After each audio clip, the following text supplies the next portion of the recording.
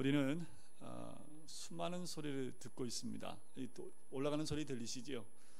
이 소리도 있고 저 소리도 있고 굉장히 많은 소리로 가득 채워진 세상에서 살고 있습니다. 요 근래는 장맛비가 내리기 때문에 그 어느 때보다 빗소리가 참 많이 들리는 때이고, 오늘도 참 빗소리를 아침부터 많이 들었습니다.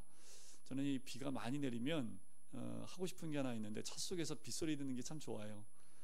그 차 속에 있으면 빗소리가 굉장히 크게 들리거든요. 차에서 막 소나기 내릴 때 차 안에 있으면 그 빗소리가 참 그렇게 듣기에 참 좋았던 기억이 있고, 지금도 그렇게 듣는 소리, 오늘 아침에도 그렇게 빗소리가 참 많이 들렸고요. 아마 이번 주 내내 비가 온다고 하니까요, 빗소리가 끊이지 않을 것 같습니다. 중간중간 비가 그치면 매미가 또 그렇게 막 울어대요. 이제 한철 울어야 되기 때문에 비가 내릴 때 잘 못 우니까 비가 그칠 때마다 주변에서 매미가 우는 소리가 가득하게 되지요. 그 외에도 여러 가지 소리가 있습니다. 이 소리들 중에는요, 우리가 들을 수 있는 소리도 있고 들을 수 없는 소리도 있지요. 우리 그리스도인은 세상 사람들이 듣지 못하는 소리를 들을 수 있는 귀가 열려있는 사람들인 줄 믿습니다. 이 소리들은요, 대략 세 가지로 정리해보면 의사를 전달하는 소리가 있는 반면에 자신의 존재를 알리는 소리도 있고요, 어떤 것은 움직이면서 내는 소리들도 있지요. 그러니까 수많은 소리들은요, 살아있음을 알리는 소리, 그리고 움직임이나 자신의 메시지를 알리는 역할을 하는 것이 이 소리의 역할입니다. 그러나 더 중요한 것은 이 우주에는 하나님의 소리가 있다는 것입니다. 하나님의 존재를 알리거나 메시지를 전달하거나 아니면 하나님이 활동하시는 소리가 많이 있습니다. 이 소리를 들을 수 있는 자는 영적인 귀가 열려있는 사람들이지요. 우리는 간간히 이 소리를 들을 수 있습니다. 그리고 여호와의 소리, 하나님이 활동하시는 소리, 우리에게 말씀하시는 소리를 우리가 직접 귀로 듣는 것보다 주님이 여러 가지 모양과 여러 가지 소리로 우리에게 들려주시는 줄 믿습니다. 이 소리를 들을 때 얼마나 큰 위안이 되는지 모르겠습니다.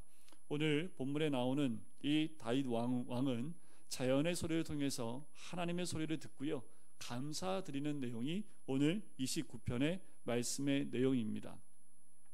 하나님께서 이 땅 위에 비를 내리신 것을 통해서 하나님의 통치를 깨닫고 온 땅에 가득한 하나님의 소리를 들어보라는 거지요.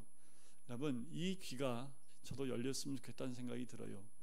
우리 모두가 이 귀가 열려서 자연을 통해서 우리에게 들려주시는 하나님의 소리를 들었으면 좋겠습니다. 우리는 너무나 인위적인 소리, 내가 듣고 싶은 소리, 이런 소리에 귀가 열려있기 때문에 자연을 통해서 주시는 하나님의 소리를 우리가 못 들을 때가 많지요. 때로는 햇빛의 소리도 좀 들어봤으면 좋겠다는 생각이 들어요. 햇빛이 쨍할 때 그 소리를 들을 수 있다면 그 소리를 통해서도 하나님이 우리에게 주시는 음성을 들을 수 있지 않을까. 하나님의 소리를 들을 수 있는 왕은 백성의 소리를 들을 수 있는 귀가 열려있는 사람입니다. 왕입니다. 그러나 하나님의 소리를 들을 수 없는 왕은 백성의 소리도 듣지 못할 것이고 결국 그 통치는 실패로 끝나고 말 것입니다. 하나의 음성을 들으면 두렵지요.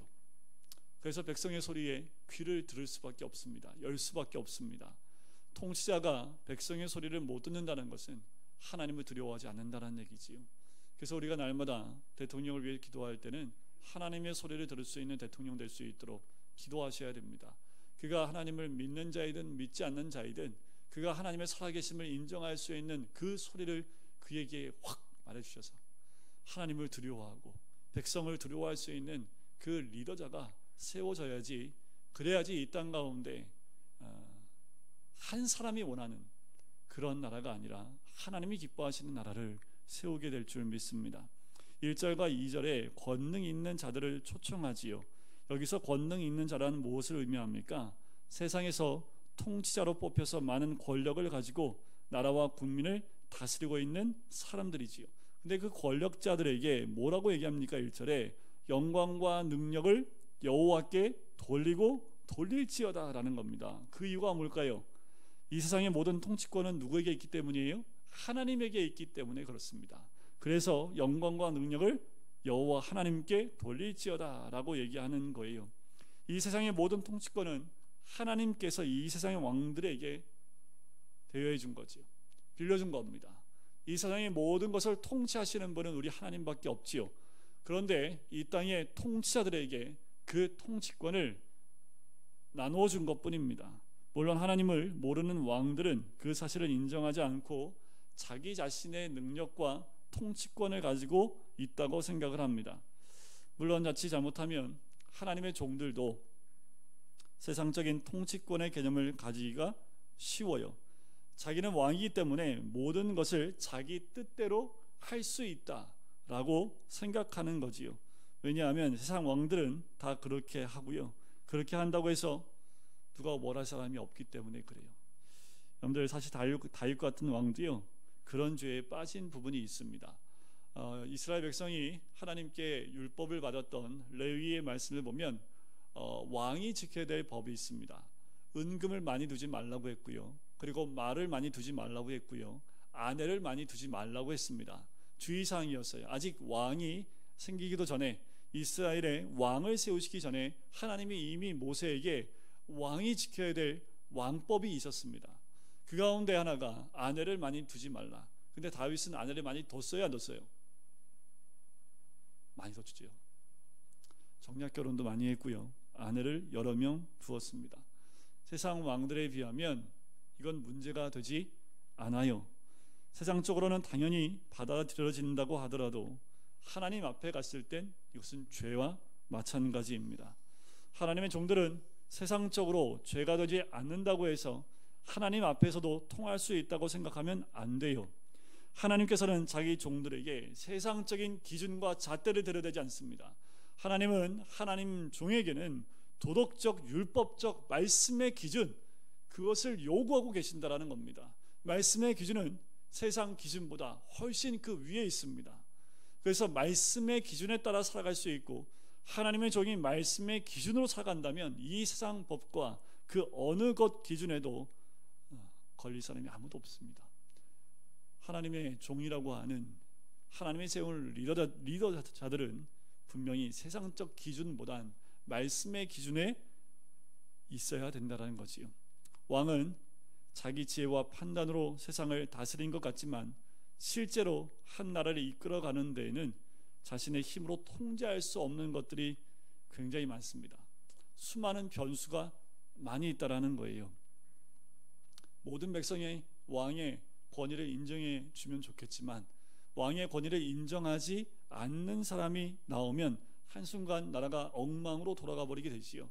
다윗은 숱하게 이것을 경험했던 사람입니다. 나라가 평안한 것은 하나님께서 도와주시고 이끌어 주셔야 그렇게 되는 것이지 왕 한 사람의 능력으로만 그 나라의 평강을 이룰 수 없다라는 거예요. 나라에 어려움을 주시면 인간의 왕은 자신의 힘으로 되지 않을 때 하나님께 엎드리게 되지요. 나라를 다스리고 지키는 분이 하나님인 것을 깨닫게 됩니다. 인간적인 방법을 다 버리고 하나님 앞에 무릎을 꿇게 되지요. 하나님께서 왕들을 무릎 꿇게 하시는 방법 중에 하나님이 심판하시는 세 가지 도구가 있습니다. 전염병, 기근과 전쟁입니다. 이 세 가지는 하나님의 심판의 도구였습니다. 전쟁이나 기근, 전염병은 왕이 어떻게 통제할 수 없는 통제권 밖에 있는 거지요. 아무리 왕이 하려고 해도 될 수 없는 거예요. 지금 이 땅에 전염병이 있습니다. 아니요, 이 땅만이 아니죠. 전 세계에 있습니다. 이 땅이 아무리 청정국가라 하더라도 외국에서 들어오는 전염병을 막을 수도 없습니다. 또 곳곳에 흩어져 있는 이 전염병을 누가 어떻게 어디서부터 완벽하게 통제할 수 있는 나라는 한 나라도 없고요, 한 명의 대통령도 있을 수 없지요. 그럼에도 이것을 통제해 보려고 무진 애를 쓰고 있습니다. 하지만 이 전염병은 사람의 통제권 안에 들어있을 수 없는 거지요. 그래서 짧게는 내년 여름까지 봐요. 왜냐하면 이거에 대한 약이 나올 때까지는 내년 여름 정도로 빠르면 봅니다. 그런데 일각에서는 부정적으로 봐요. 나올 수 없게끔 봐요. 왜냐하면 너무 많은 변이가 일어나기 때문에 만들어 놓은 것도 이미 무용지물이 됐고, 또 다른 변이가 나기 때문에 이 코로나가 끝나지 않을 것이다 라고 예측하는 의사들도 있습니다. 그래서 짧으면 2년 내지 3년 동안 이 코로나가 전 세계에 계속 머무를 것이다 라고 봐요. 여러분들, 그러면 이 코로나 중심으로 AD와 BC를 나누더라고요. 이 코로나를 통해서 코로나 앞의 삶과 코로나 뒤의 삶을 나눠서 이제 경제도 그렇고 신앙도 그렇고 애들의 학업도 그렇고 모든 것이 바뀌어가는 것을 보게 되지요. 대통령이 이걸 통제할 수 있습니까? 못하지요. 기근이 와요. 하늘에서 비가 안 오는데 어떻게 해요? 과학의 힘으로 비를 내릴 수 있다고 얘기하지만 그렇게 할 방법이 아직은 없지요. 전쟁은 더 강한 나라가 쳐들어오면 우리는 어찌할 수 없이 아무리 왕이 이 나라를 통치한다 하더라도 그 전쟁에서 어떻게 할 수 없는 모습을 우리는 발견할 수 있습니다. 왕은 높은 보좌에 앉아서 사람들을 다스리는 것보다 하나님 앞에서 무릎을 꿇고 기도하는 시간이 더 중요한 거지요. 하나님의 도우심과 통치가 이 땅 가운데 있기를 원하고 기도하는 것이 얼마나 중요한지 모릅니다. 청교도 신앙으로 세워진 나라가 미국이지요. 그래서 초대 대통령 때부터 그 백악관 안에는 기도하는 처소가 있었다고 합니다. 그리고 유명한 미국의 대통령들을 보면 진무를 하기 전에 늘 하나님 앞에 무릎 꿇고 기도하고 난 다음에 진무를 시작했던 많은 대통령들의 유명한 이름들이 있습니다. 그만큼 하나님을 인정하고 하나님을 그 통치를 받아들이고 기도할 때 하나님이 그 나라를 역사하시고 인도해 주신다라는 거지요. 흉년이나 전염병이나 전쟁이 터졌을 때 왕은 밑에 있는 사람을 아무리 달달아 볶아도 이룰 수 없고 해결할 수 없는 거지요. 먼저 자신이 하나님 앞에 무릎 꿇어야 됨을 우리는 알아야 합니다. 우리가 이 상황 가운데 해야 될 것은 무릎 꿇을 것밖에 없습니다. 여러 가지 이 나라의 안 좋은 소식들, 여러 가지 분쟁과 나눠짐과 하나 되지 못하는 그 모습들, 그것을 보며 대통령은 어떠한 모습일까? 우리가 먼저 무릎 꿇어야겠다는 생각이 듭니다. 자기 자신의 교만을 고백하고 다시 한번 백성에게 긍휼을 베풀어 주시기를 하나님께 기도할 때 하나님은 그가 하나님을 인정하고 또 믿음 가운데 그것을 고백할 때 하나님은 기뻐하실 뿐만 아니라 하나님의 도우심이 임하게 될 줄 믿습니다. 제가 늘 깨닫는 것 중에 하나는 하나님은 성도들에게 복 주시기를 매우 기뻐하신다라는 거예요. 그래서 선한 왕을 세워주시는 것은 바로 그 선한 왕을 통해서 백성들이 복을 누릴 수 있게 하는 거지요. 왕이 자기 유익을 구하지 않고요, 이렇게 기도하는 거지요. 하나님, 저를 세우신 것은 이 백성들에게 복을 주시기 위해서 아닙니까? 하나님께서 이미 그렇게 하시기 위하여 저를 세우셨으니 하나님의 뜻을 따라 백성들에게 복을 주시고 혹시 우리의 부족하고 미련한 죄는 용서해 주옵소서. 이 기도는 한 나라의 리더가 하나님 앞에 드려야 될 기도의 내용이기도 하지요. 하나님 뜻에 적합한 기도가 그 어느 때보다 중요한 시기가 아닌가라는 생각이 들어요. 또한 하나님께서는 우리 성도들에게 복 주시기를 정말 원하고 계십니다. 우리가 서로 하나님의 뜻에 적합한 자들이 돼서요, 하나님의 복을 받을 수 있도록 기도하는 것, 그것이 정말 하나님이 기뻐하시는 기도죠. 하나님 뜻에 적합한 하나님의 백성이 되는 것이 그 어느 때보다 우리에게 필요한 때이기도 합니다. 여러분들, 봄이 올 때 봄 오는 소리 들리세요? 제가 가끔 봄이 오면 우리 교회로 들어오는 입구에 봄 오는 소리가 들린다고 말씀을 드리잖아요. 꽃이 피는 소리가 들리지요. 겨울이 지나고 봄이 오면 꽃이 피는 소리를 통해서 우리에게 봄을 알리는 그 소리를 우리는 듣게 됩니다. 마찬가지로 성도들은 하나님의 소리를 들을 수 있어야 되지요. 하나님이 우리를 찾아오시는 소리를 들을 수 있어야 됩니다. 어려움에 빠진 우리를 위하여 일하시는 소리도 들을 수 있어야 된다라는 거지요. 여러분, 이 소리는 참 그때 들으면 참 좋은데 왜 지나고 나면 들리는지 모르겠어요. 지나고 났더니 그 소리가 그 소리였네. 그때는 왜 몰랐을까? 그때 그것이 이 하나님이 일하시는 소리였구나. 우리는 그 소리를 지나면서도 많이 듣게 됩니다. 오늘 본문의 시인은요, 아마도 땅이 가물어 그 가문 땅에 빗소리를 통해서 여호와의 소리를 듣고 이 시를 적었던 것 같아요. 그 빗소리를 들으면서 이 다윗은 이렇게 빗소리를 해석한 거지요. 그래, 내가 너희를 결코 버리지 않겠다. 내가 너희를 용서하마. 다시 새로운 마음으로 믿음 생활을 시작하지 않겠느냐. 바로 아주 가물었던 그 땅에 빗소리가 듣는 그 소리 가운데 이렇게 하나님의 소리를 듣는 거지요. 오늘 밤에도 비가 많이 오고 내일도 올 텐데, 여러분들 그 빗소리 가운데서 우리는 어떤 하나님의 음성을 들을 수 있을까요? 지금은 가물지 않고 지금은 장마철이기 때문에 저 밑에 지방은 많은 비로 피해를 입고 있는 상황 가운데 있습니다. 여러분들 코로나라고 하는 전염병의 소리는 과연 이걸 통해서 하나님은 우리에게 어떤 소리를 들려주시는 걸까요? 다윗은 하나님의 소리를 여러 가지 방법으로 들을 수 있었습니다. 첫 번째는 3절에 나오지요. 영광의 하나님이 우레소리를 내신다라는 겁니다. 물 위에 우레소리입니다. 비가 한 방울도 오지 않는 땅을 바라보면 온 땅이 막 지글지글 타는 거지요.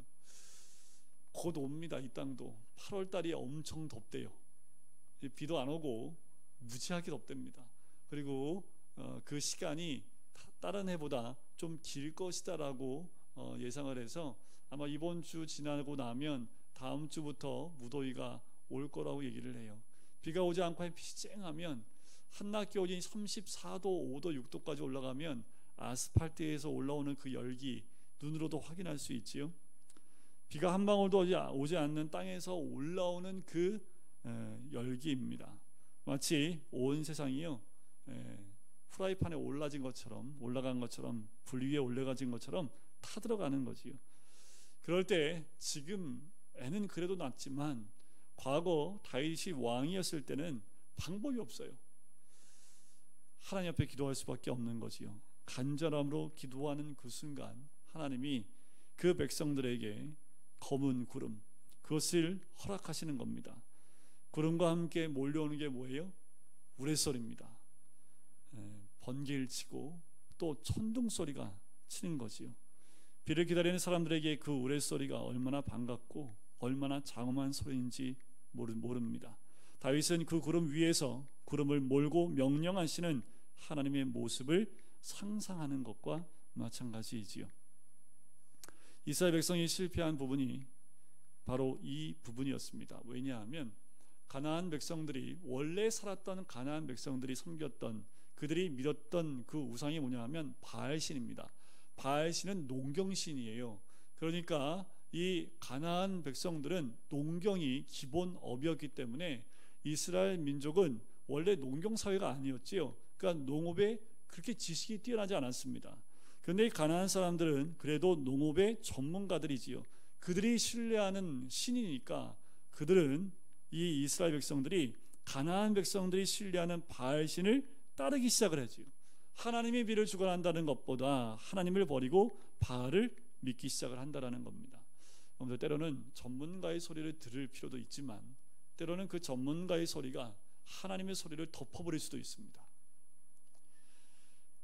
과학자들이 얘기하죠. 많은 가설들을 가지고 얘기합니다. 그런데 우리가 좀 착각하는 것은 가설이 진리가 되기까지는 참 오랜 시간이 걸려요. 그런데 우리는 과학적이라고 하면 다 뭐라고 얘기를 해요? 믿을만하다고 얘기를 합니다. 하지만 과학은 대다수 가설로 이어진 것이 많기 때문에 그 가설을 눈으로 확인할 수 없는 가설들이 굉장히 많이 있습니다. 여러분, 이 땅에 하나님이 통치하지 않으면 단 한순간도 숨을 쉬고 살 수 없는 존재들이 이 땅에 살고 있는 생물들입니다. 하나님의 도우심으로 모든 생물들은 살아가고 있는 거지요.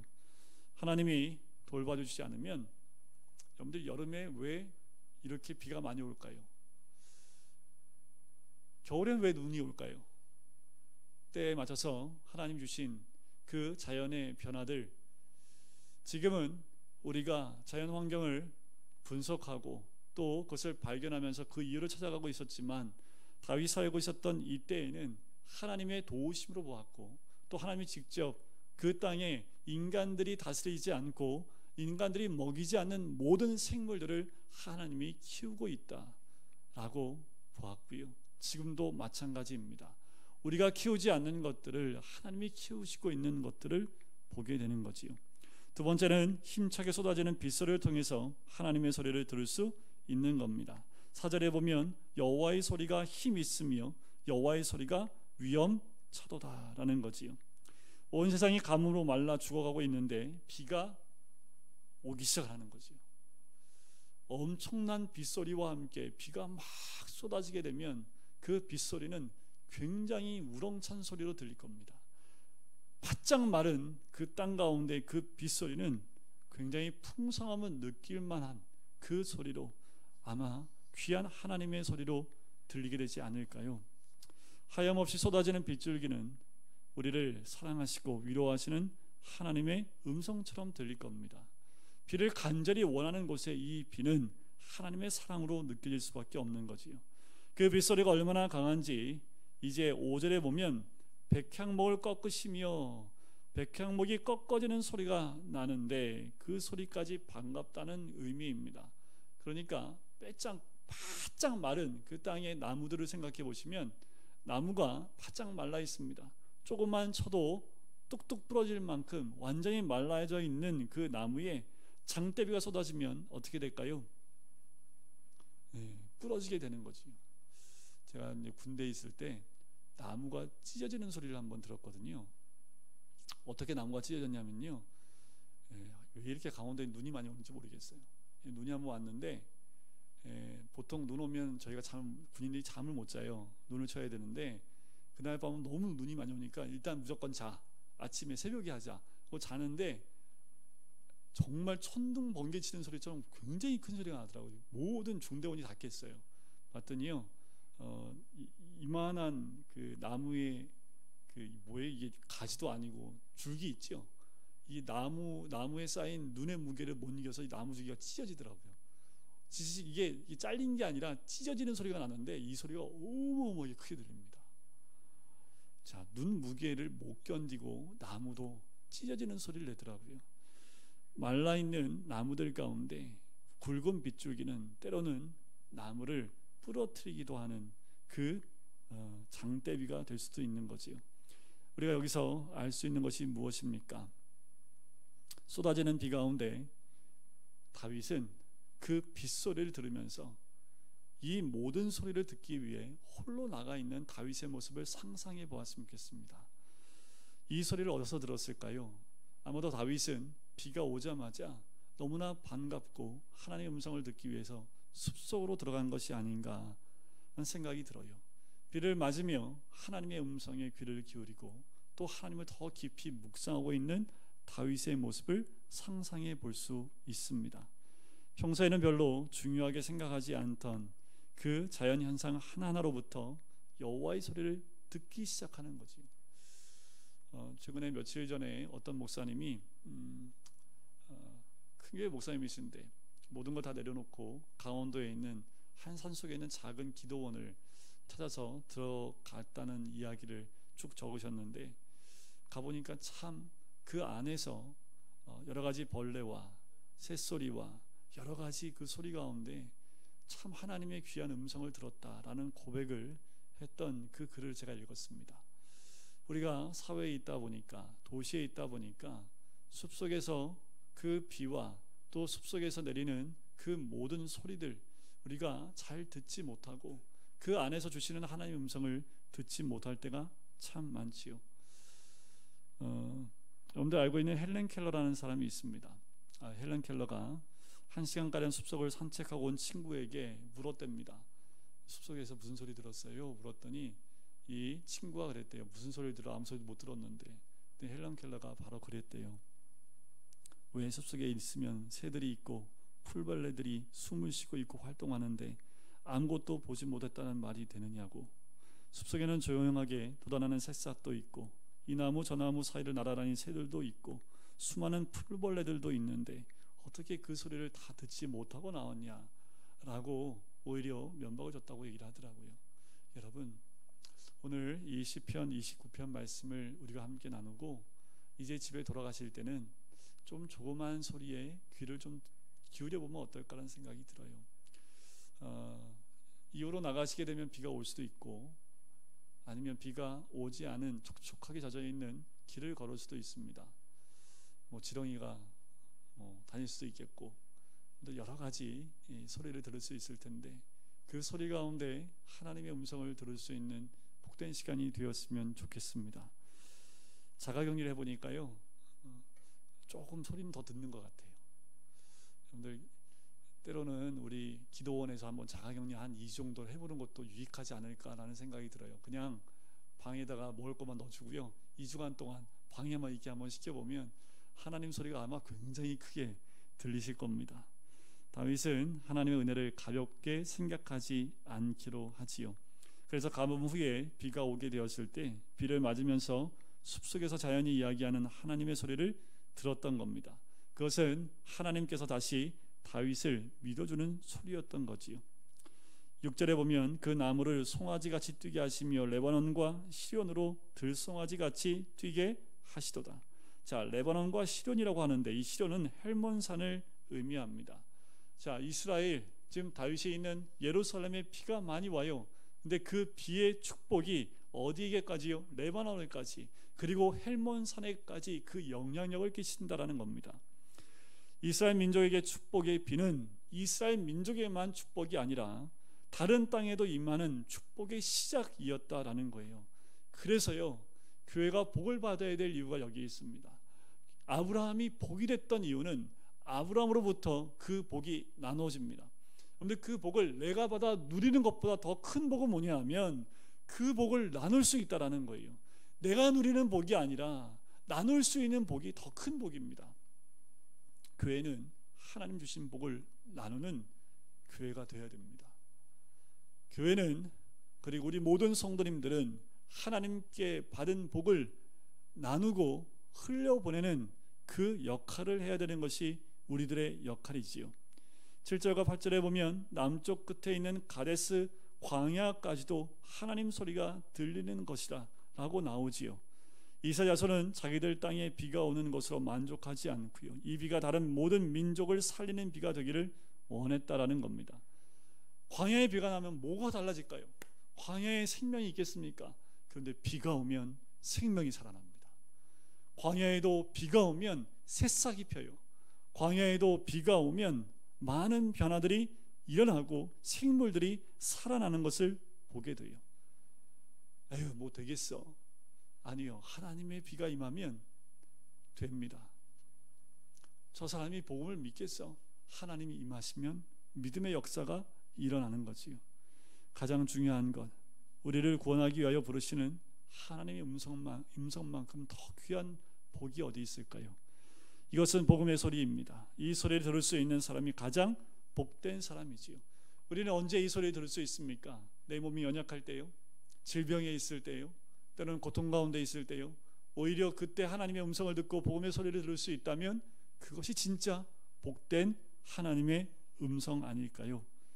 9절과 10절 이어서 나오는 모든 소리들, 여호와의 소리는 힘 있는 소리로 설명을 합니다. 살림을 말갛게 벗기기도 하는, 하지만 그의 성전에서 그의 모든 것들이 말하기를 영광이다 라고 말한다라는 거지요. 10절에 보면 여호와께서 홍수 때에 좌정하셨으며 여호와께서 영원하도록 왕으로 좌정하시도다. 하나님께서 비를 내리시는데 그냥 조금 내리시는 것이 아니라요, 홍수가 나게 하신다라는 거예요. 자, 팔레스타인에는요 평소에 비가 안 와요. 그래서 요단강도요 평상시에는 굉장히 그냥 냇가 같은 정도의 수준의 그런 강입니다. 그런데 비가 한번 오면 정말 큰 강으로 변해요. 자, 그런 강을 와디라고 표현을 하는데 하나님께서 비를 한번 주시니까요, 그 와디가 모두 온통 물바다가 되는 거예요. 여러분들 그 마태복음 5장부터 7장 가운데 보면 7장 끝에 그 얘기가 나오죠. 반석 위에 집을 짓는 자, 모래 위에 집을 짓는 자, 두 사람의 비유가 나오지요. 여기서 모래 위에 집을 짓는다는 것은 무엇을 의미하냐면요, 평상시에 비가 안 오면 빗물이, 그러니까 물이 흘렀던 자리에요 아주 소프트한 모래가 있겠지요. 거기다 집을 짓는 것 그렇게 어렵지 않습니다. 그런데 한번 비가 와서 쓸려가면 비의 흐름이 있었던 그 모든 것은 물에 잠겨버리게 되는 거지요. 이 팔레스타인 가면 평상시에는 그냥 땅처럼 드러나 있는데 비만 오면 잠기는 곳이 있습니다.